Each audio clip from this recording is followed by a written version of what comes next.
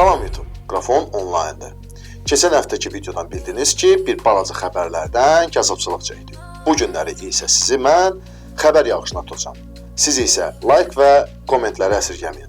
Başladıq. İlk olaraq isinmə xəbərlərindən başlayaq. Sonra isə bomba xəbərlərə keçək. Foxconn şirkətinin rəhbəri mikroçiplərin çatdırılmasının 10% enməsi xəbərini verib. Bu isə PlayStation 5 və Xbox oyun konsollarının defisitinin hələ də gələn ilin yarısına kimi davam edəcəyi deməkdir. Buna deyərdim bədxəbər. Sony hətta Rusiyada PlayStation 5 oyun konsollarının ödənilməmiş öncədən sifarişlərini ləğv edib. Deməli sən 2020-ci ilin noyabr ayında Sony PlayStation 5 almaq üçün sifariş eləmisən.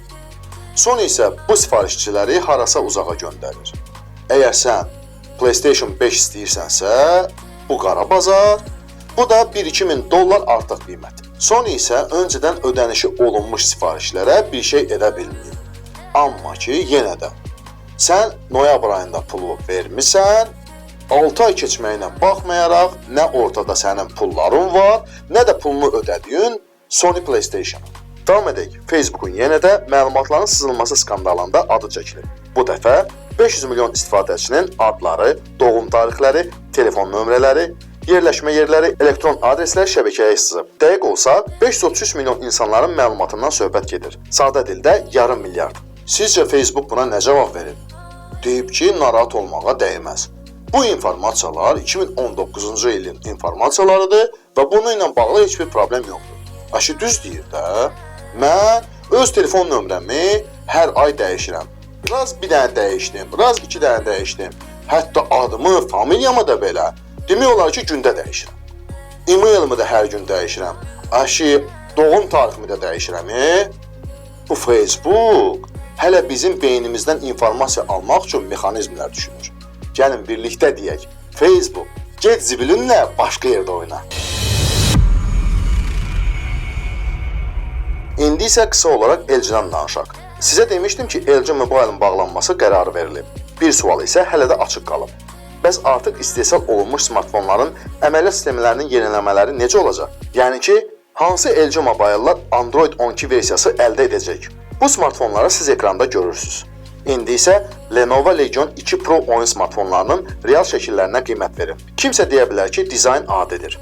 Mən isə deyərdim ki, zibildir. Hətta başqa oyun smartfonları yanında bu dizayn o qədər də ciddi görsənmir. Amma texniki tərəfdən bu super bir smartfon olacaq. Başqa cür ola bilməz axı. Adı üstündə oyun smartfonu. Amma ki, mənim başıma güllə çaxsalar belə, mən bu smartfonu alıb istifadə etməzdim.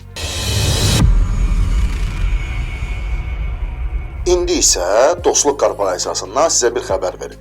Google istəyir ki, özünün mobil prosesorunu istehsal etsin. Əvvəllər Pixel 5 smartfonların şəkillərinin keyfiyyətinin artırılması məqsədi ilə istifadə olunan çiplərdən söhbət gedirdisə, indi isə tam funksional Google Silicon 100 mikroprosesorunun istehsalından danışılır. Amma düşünmək lazım deyil ki, Google nəsə bir fısqırıq bir şey düzəldəcək. Çünki Google kömək məqsədi ilə Samsung'a müraciət edir.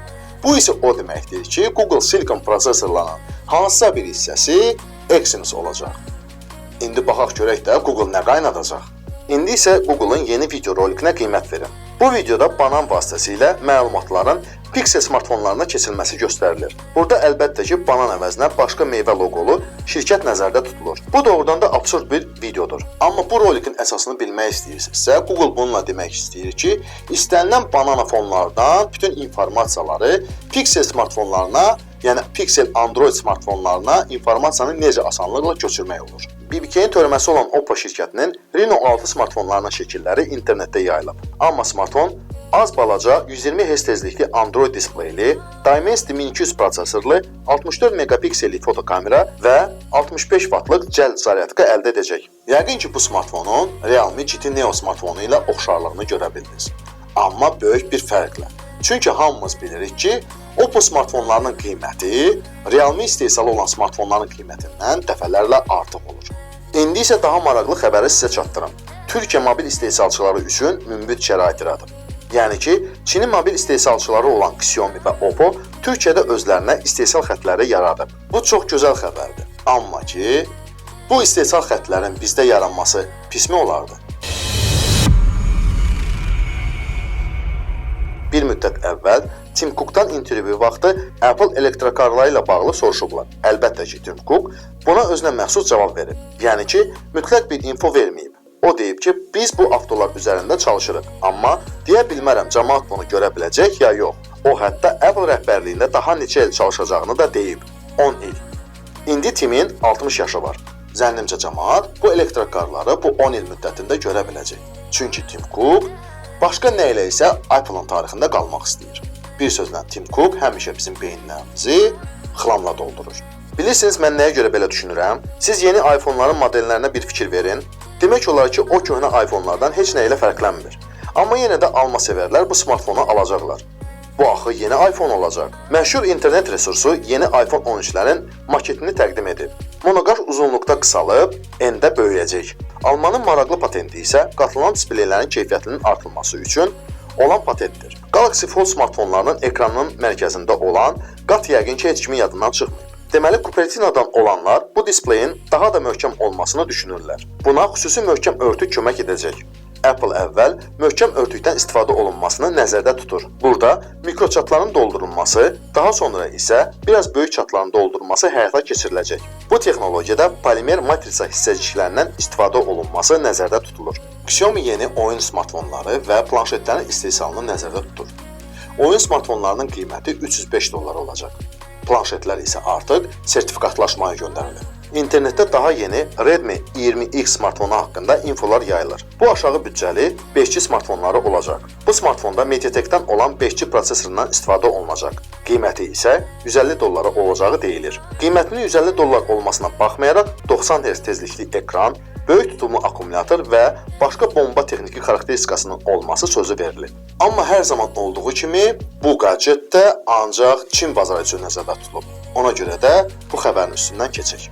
Daha maraqlı xəbəri isə Xiaomi'nin smartfon çiplərinin istehsalına külli miqdarda pulların ayrılması xəbəridir. Sonuncu təqdimatda Xiaomi şəkillərin işlənməsi üçün nəzərdə tutulan, özlərinin istehsalı olan Surge S1 çiplərini göstərdilər. Bu isə sən demə, başlanğıc imiş. Məşhur insiderlərin məlumatına görə Xiaomi 34 Çin startaplarına yaxşı pullar ayırıb. Bunlar mikrosxem istehsalçıları, kamera obyektivlərinin işlənməsi, displey və müxtəlif sensor istehsalı startaplarıdır. Huawei'yə qarşı sanksiyaların aktivləşməsi dövründə Xiaomi bu işlərə başlayıb.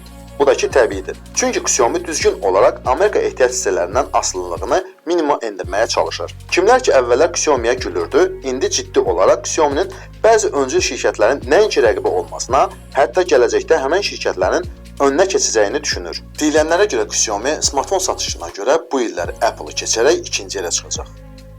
Huawei'in yerini tutacaq şirkət tədricən aydınlaşmağa başlayıb.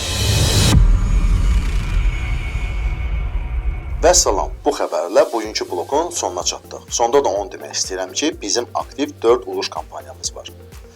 Yəni siz Redmi Note 9 Pro, Redmi Note 10 Pro, Apple Watch SE, Apple 12 mini qazana bilərsiniz. Bunun üçün nə etmək lazımdır? Bu videonun altında bütün uluş kampaniyaların linki var. Siz videoya daxil olursunuz, videonun şərtlərinə əməl edirsiniz. Bu videoların şərtləri o qədər də mürəkkəb deyil. Sadə 3 şərt var.